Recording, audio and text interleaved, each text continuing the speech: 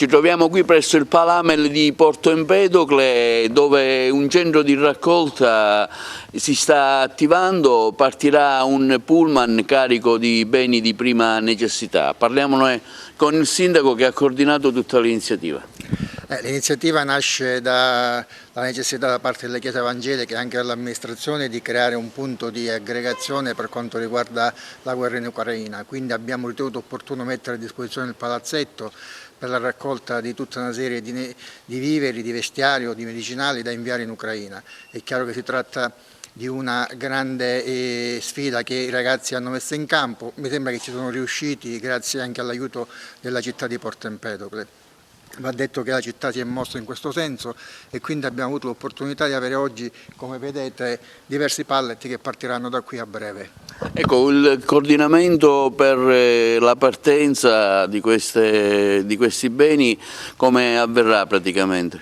Per questo tecnicamente adesso sarà qui presente a spiegarvi come avverrà il carico del materiale e poi l'arrivo al confine con l'Ucraina. Volevo però sottolineare che oltre a questa manifestazione, a questa raccolta di viveri, di medicinali, ci sono state anche altre manifestazioni come la partita per la pace in Ucraina, come la messa di domenica scorsa che è stata celebrata presso la parrocchia di Ciuccava, perché oggi l'importante è quello di far capire a chi governa l'Europa che c'è necessità di pace. Pace ovunque, soprattutto in questo momento in Ucraina, e non dimentichiamo che oggi la guerra l'abbiamo nel cuore dell'Europa e quindi è necessario che tutti insieme facciamo un grande sforzo, quello di fare in modo che la pace si affermi.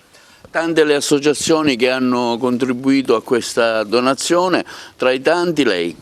Sì, io faccio parte dell'associazione Salvati per Servire e tramite la Chiesa Evangelica dei Fratelli di Porto Empedocle, che siamo due responsabili, io e il fratello Enzo Adorno che in questo momento non si trova qui, noi subito ci siamo attivati per prodigarci per questa emergenza, perché l'abbiamo sentita veramente come con tutto il cuore, perché abbiamo sentito questa urgenza, questo bisogno di poter aiutare queste persone che si trovano veramente in gravi difficoltà e attraverso, devo dire, un cuore solidale grande del paese di Porto Empedocle, attraverso il nostro caro sindaco che subito ci ha messo a disposizione anche questo luogo per poter fare un centro di raccolta di prime necessità, alimenti, vestiario, giocattoli, farmaci,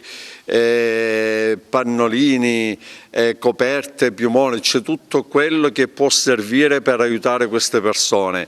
Oggi alle 18 arriverà un tir che sarà riempito proprio tutto per partire direttamente per l'Ucraina. Come destinazione arriverà proprio attraverso la Romania e proprio ai confini dell'Ucraina, sì, dove ci saranno dei centri di smistamento e poi diciamo saranno distribuiti nei centri di accoglienza in questo momento. Bene, qui abbiamo anche delle testimonianze, abbiamo due testimonianze di due ucraine, ecco, presentatevi. Sono Natalia, mia sorella Olga e siamo molto grati per il vostro aiuto e il vostro supporto. È molto importante per noi e per tutti gli ucraini che sono rimasti nel nostro paese. Natalia, questa permanenza qui a Porto Empedocle da cosa è dovuta? Ecco, dov'è che ti sei recata, come ti trovi? Ecco, raccontaci un po' di questa esperienza che stai vivendo qui e tua sorella a Porto Empedocle. Tutto a posto, tutto molto bene, tutti genti e molto gentili con noi e grazie tanto per tutti, per il vostro aiuto personalmente a noi. Da dove vieni, da dove venite esattamente? Da Kiev, capitale. Ecco, come si vive questo momento che per ora voi vedete anche attraverso le immagini televisive e se avete lasciato qualcuno lì? Sì, i nostri genitori sono rimasti lì, situazione davvero molto difficile in Ucraina. Italiano. Sorry, I don't speak Italian, but I want to tell thank you very, very much for all what you making for us and for our people. We really need help now. Thank you very much, and I hope one day you will visit independent and very nice our country, Ukraine. It's very beautiful, really a very beautiful country, and we need to be free. Tanta è la solidarietà che sta arrivando da tutta la provincia di Agrigento. Sono partiti già diversi pullman pieni di merce che rientreranno con diversi tuoi connazionali. Ecco, questo è bello. Vi aspettavate questa grande solidarietà della nostra città, della nostra provincia, ma non solo, anche di tutta la Sicilia? Sì, siamo molto grati per tutto questo aiuto. Grazie tanto.